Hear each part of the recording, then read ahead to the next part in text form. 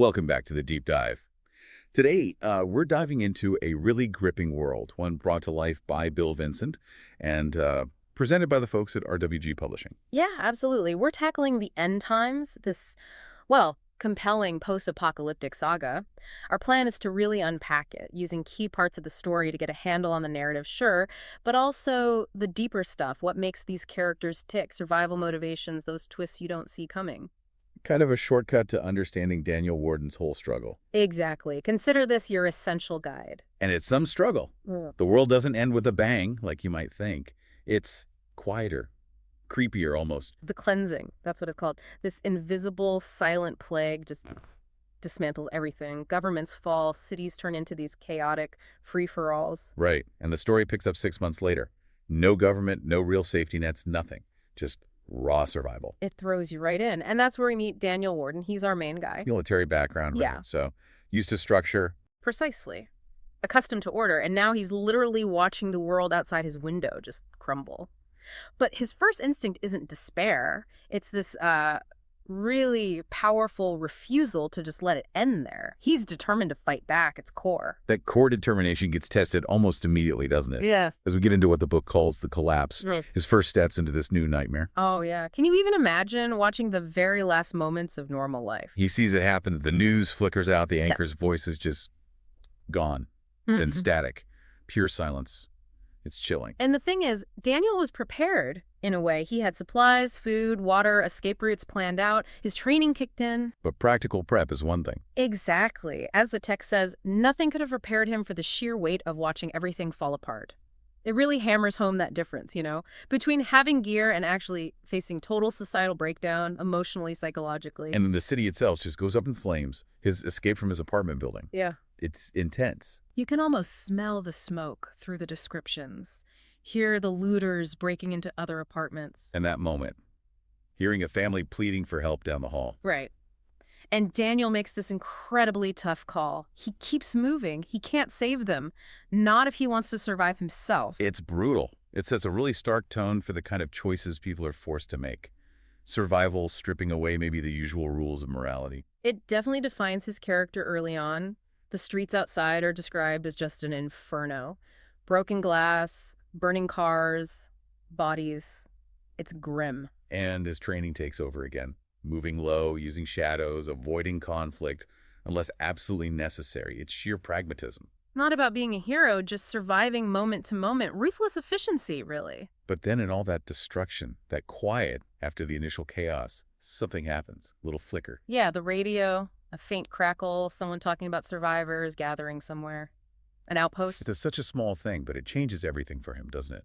Absolutely. It gives him a goal, something beyond just running away. It turns his escape into, well, a quest.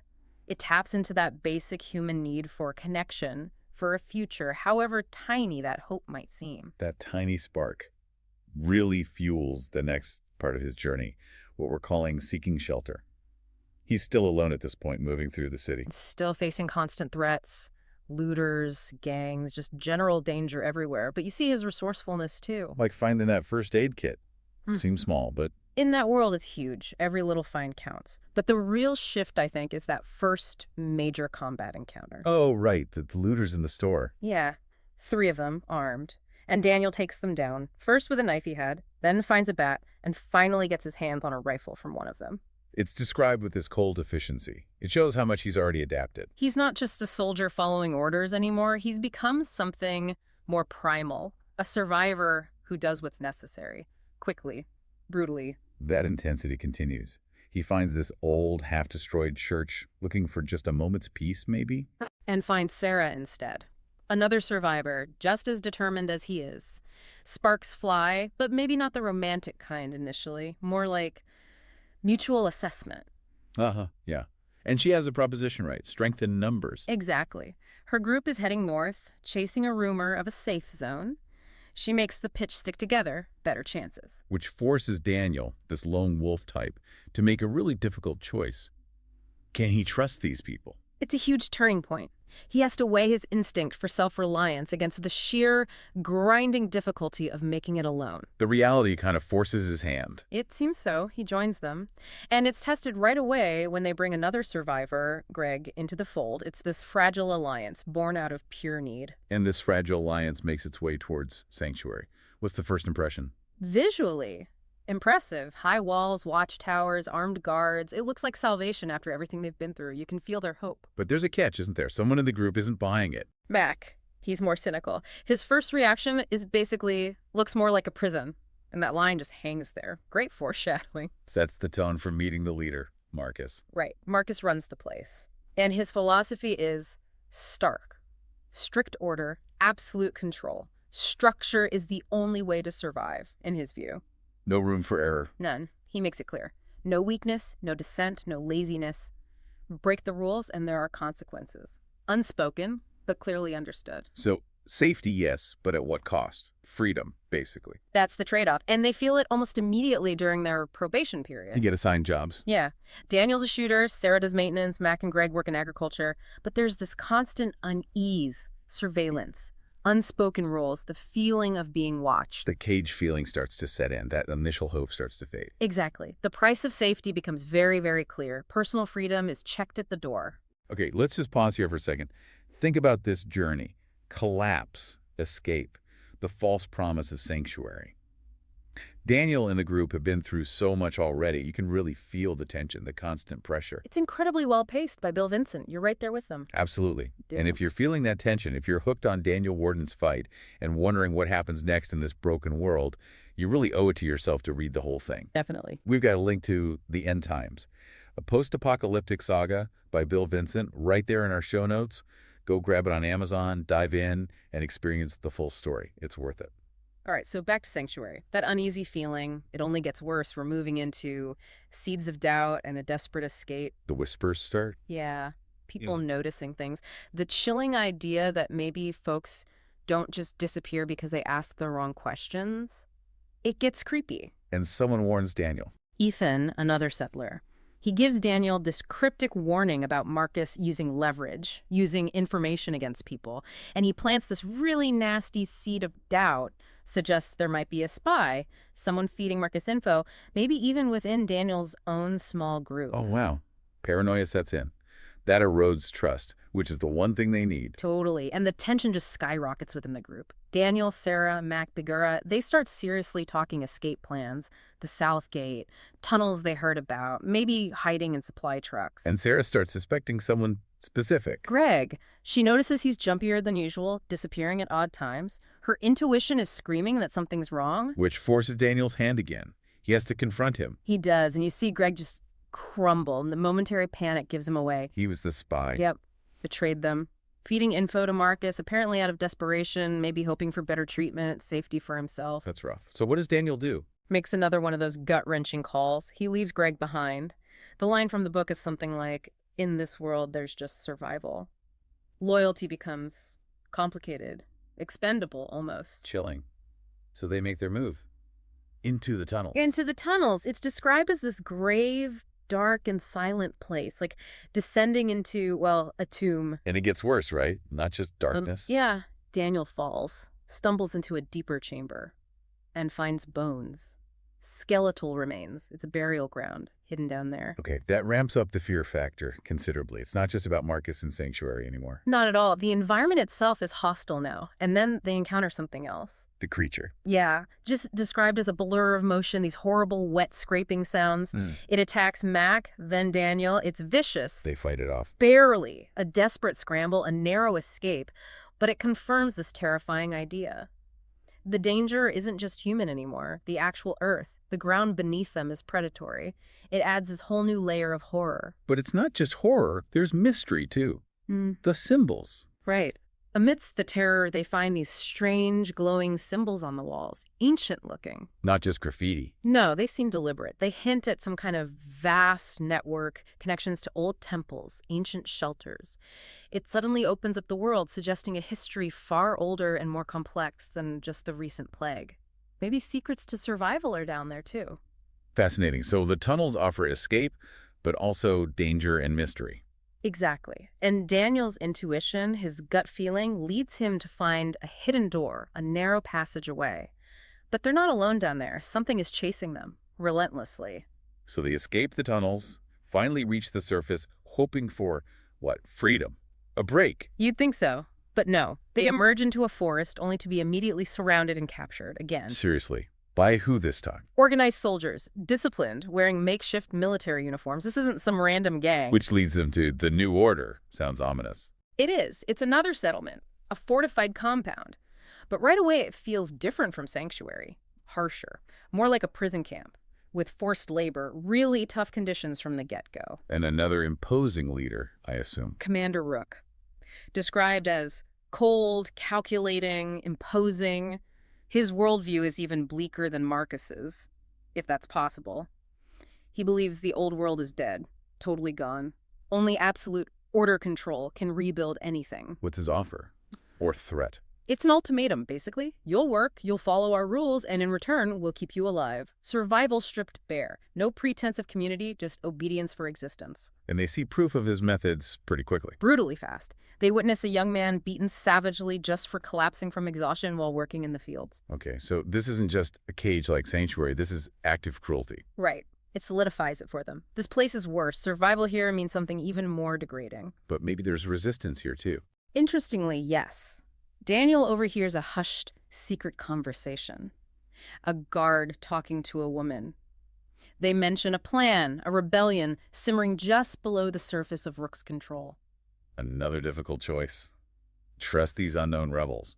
Could be a trap, right? Exactly. It's incredibly risky, especially when Rook himself seems to sense something. He confronts Daniel. Yeah, pulls Daniel and the group aside. Doesn't accuse them directly, but gives this veiled warning about making unwise plans. He's suspicious. The pressure is immense. So they have to make a move? They decide to go for it, join the rebellion. It's desperate, but staying means slow death or brutal subjugation. What's the plan? Bold, strike at dawn, hit the main tower, secure the armory to get weapons, and take out Rook himself. A decapitation strike, basically. High stakes. Extremely. The uprising kicks off. Chaos erupts. Daniel, Sarah, Mac, they're leading the charge, fighting guards, pushing towards the tower. They actually manage to secure it. But Rook reacts fast. Like lightning. Sends in armed troops, heavy weapons. It turns into a full-scale battle within the compound walls. And things look bad. Yeah, the Treks are pushing towards the main gate. So Daniel and Sarah come up with another desperate, high-risk plan. The Inferno. Rigging fuel barrels. At the fuel depot near the gate. The idea is to blow the trucks, destroy them before they can breach the walls completely. Does it work? It does. A massive explosion, deafening, rips through the gate area. Buys them time, but it's absolute chaos. But the fight isn't over. Rook has an ace up his sleeve.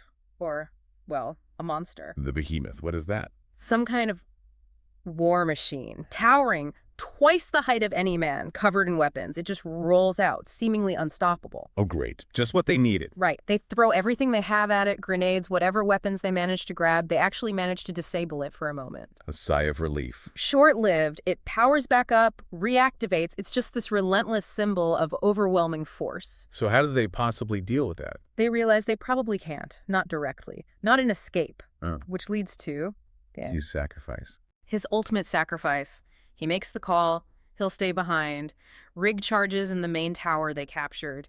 Bring it down on top of the behemoth, on top of Rook's forces, whatever it takes. Buy time for the others. To buy time for Sarah, Mac, and the other survivors to escape through those tunnel systems again. It's, yeah. The farewell with Sarah must be intense. Incredibly emotional, a testament to everything they've been through, the cost of leadership, the price of survival. Yeah, he does it. He does. Detonates the charges. The tower collapses in this huge cloud of dust and debris. He manages somehow to slip away into the tunnels himself just before it all comes down. Wow. So he survived. He survives, and eventually the group emerges, not into another compound, but into an overgrown clearing surrounded by dense forest. It feels different, wild, untamed. A real escape this time, maybe. It feels like it. They journey on, find this beautiful, lush valley with a river, a potential new beginning. And they find someone there. A young girl, Kara. She's alone, silent, doesn't speak. But her presence is described as a quiet comfort, a symbol of innocence, maybe, amidst all the brutality. So they try to rebuild. again. They do start a settlement, plant crops, even build a small schoolhouse, trying to reclaim some semblance of normal life, of humanity, Daniel steps up as a leader. quietly, naturally. Ryan, another survivor, even acknowledges it says Daniel kept them together. There's this feeling of fragile hope, cautious optimism. They're rebuilding, but they know. It doesn't last forever. Exactly. They've learned that lesson too many times. And sure enough, The peace is fragile. They find a body, a stranger, out in the woods near their settlement. killed how? Disturbingly, deep, jagged slashes, not animal wounds, something. Deliberate, sinister. So a new threat. A new threat. Tension immediately floods back into the community. Patrols are doubled. That hard-won peace feels like it's already evaporating. And then the warning comes. The final chilling scene from these excerpts. Nightfall. A lone figure, cloaked, approaches their gate, taps it with a long, jagged blade. And delivers a message. Oh yeah, you've been watched, and soon we'll come for you. Yeah. Just ice cold. Wow. So the fight is far from over. Their sanctuary is now a target. It seems the cycle just continues. Every safe place eventually becomes contested ground. So wrapping this up, Hmm. what does it all really point to? Daniel's entire journey through collapse, through sanctuary, the new order, the tunnels, now this new threat. I think it's a really powerful exploration of what survival actually costs. It's not just about finding food and shelter. It's about leadership, the immense burden of it. It's about trust who you give it to, how easily it's broken. It's about sacrifice, often devastating sacrifice. And ultimately about hope, right? That constant search for it, even when things seem impossibly bleak. The resilience of the human spirit. Absolutely. Despite everything, they keep trying to build something, keep searching for safety, for community. It leaves you thinking, though. If every sanctuary, every safe haven comes with such a heavy price-controlled betrayal, constant danger, what does freedom even mean in a world like that? That's the provocative question, isn't it? Is true freedom even possible? Or is it just this ideal you fight for perpetually, knowing it might always be just out of reach, but fighting anyway because Well, because you have to. something to definitely chew on? Daniel Warden's story, as Bill Vincent tells it, is clearly far from finished, and what we've talked about today is really just scratching the surface. It's a deep, complex world he's built. For sure. So if you've been gripped by this, if you're sitting there needing to know what happens next with Daniel, Sarah, Kara, and that chilling warning, You know what to do. you really do need to pick up The End Times, a post-apocalyptic saga. Huh? We've put the Amazon link right in our show notes for you. Don't miss out on the rest of this incredible story. Highly recommended. Thank you for listening to the Deep Dive podcast. Until next time, keep exploring, keep questioning, and stay well informed.